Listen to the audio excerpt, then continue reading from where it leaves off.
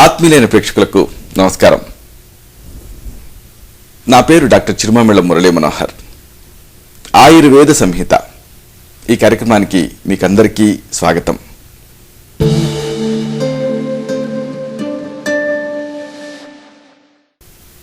ఈ కార్యక్రమంలో ఒక ముఖ్యమైన విషయాన్ని, ప్రాచీన ఆయుర్వేద రహస్యాల్ని తెలుసుకోబోతున్నారు. ఆకలింపు చేసుకొని ఆచరిస్తే ఈ అంశాలు మీ మొత్తం జీవితాన్ని అనూహ్యంగా మార్చేస్తాయి, సంపూర్ణమైన ఆరోగ్యాన్ని తిరిగి పొందేలా చేస్తాయి.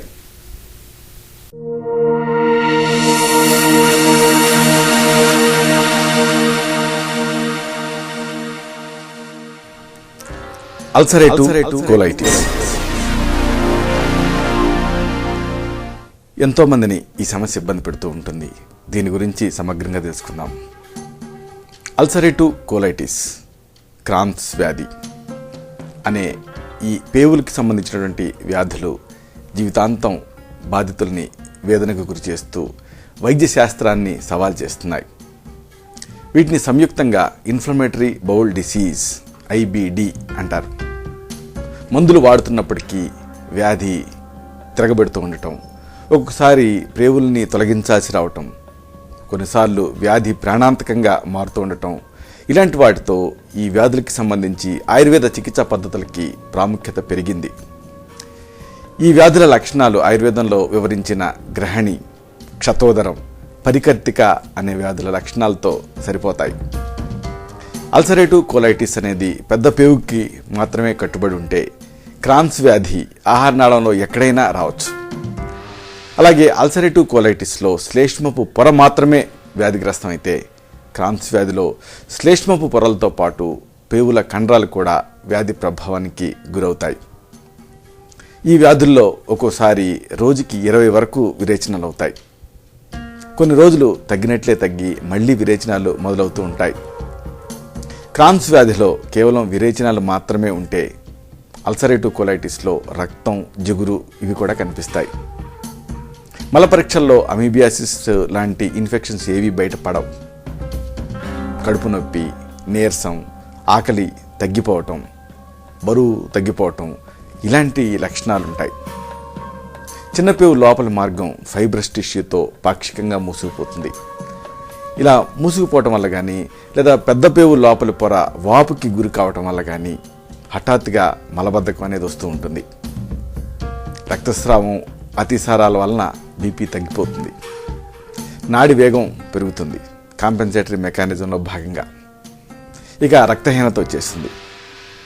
క్రాన్స్ వ్యాధిలో చిన్నపేవు వలయాల మధ్య నాడీ వ్రణాలు అంటే ఫిస్టులాలు కూడా తయారవుతాయి. సరే, మరి మీరు ఈ IBD ఇన్ఫ్లమేటరీ బౌల్ డిసీజ్తో బాధపడుతున్నారు, క్రాన్స్ డిసీజు, అల్సరేటివ్ కోలైటిస్ ఇలాంటివి మిమ్మల్ని వేధిస్తున్నాయి, ఏం చేయాలి? కొన్ని సూచనలు ఉన్నాయి, కొన్ని సలహాలు ఉన్నాయి, వీటిని తెలుసుకుందాం.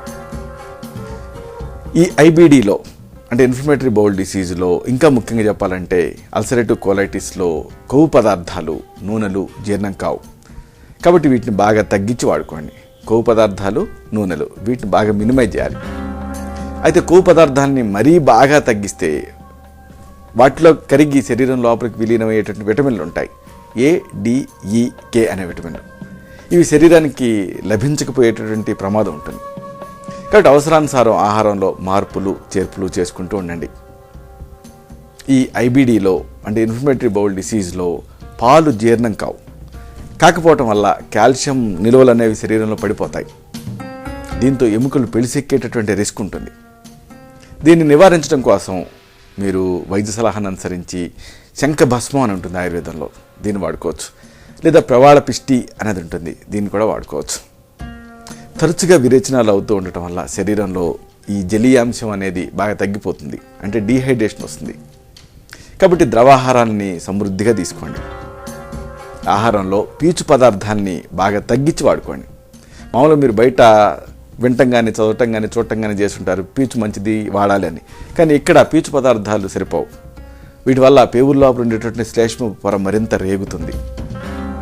పచ్చి కూరగాయల్ని, అలాగే మసాలాలని, ఘాటైనటువంటి సుగంధ ద్రవ్యాలని, అప్పడాలు, వడియాలు, మజ్జిగ, మిరపకాయలు, చట్నీలు, ఊరగాయలు, డ్రై ఫ్రూట్స్ ఇలాంటి వాటిని పూర్తిగా తగ్గించేసేసేయండి. ఇక దీనికి ఆయుర్వేద చికిత్స ఎలా ఉంటుంది ఇది తెలుసుకుందాం. ఈ వ్యాధికి ఆయుర్వేద చికిత్స 3 దృక్కోణాలలో జరుగుతుంది. ఒకటి, పేవుల లోపల తయారయ్యేటటువంటి వ్రణాలని తగ్గేలా చేయటం. 2, వ్యాధి క్షమత్వ శక్తిని అంటే ఇమ్యూనిటీని పెంచటం. 3, ప్రకోప కారణాన్ని కనిపెట్టి వాటిని విసర్జించటం.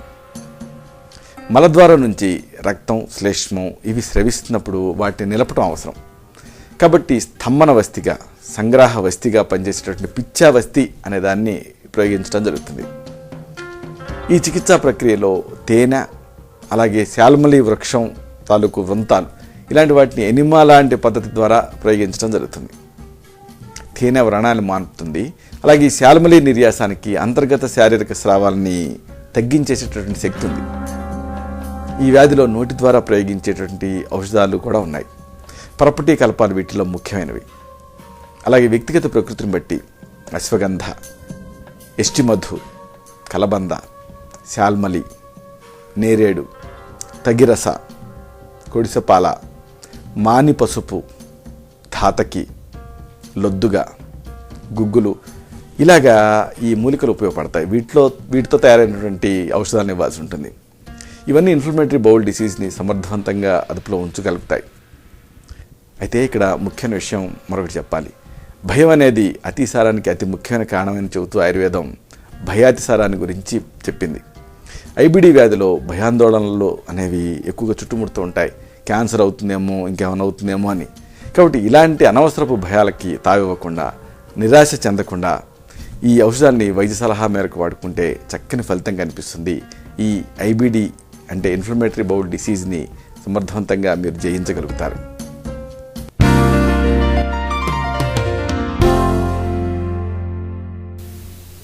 చూశారు కదా, ఇది విషయం. ఈ కార్యక్రమం మీకు ఉపయోగపడిందని, ఉపయోగపడుతుందని ఆశిస్తాను. అలాగే ఇందులోని విషయాల మీద మీకు అవగాహన పెరిగిందని భావిస్తాను. దీనిలోని విషయాలు నలుగురికి చేరేలాగా, 10 మందికి ఉపయోగపడేలా మీ వంతు సహాయం మీరు చేయండి.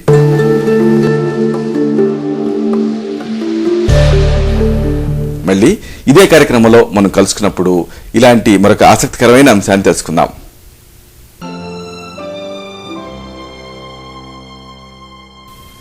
శతం జీవ శరదో వర్ధమానః, శతం హేమంతాన్ శతం వసంతాన్. 100 శరత్తులు, 100 హేమంతాలు, 100 వసంతాలు వర్ధిల్లుతూ జీవించండి.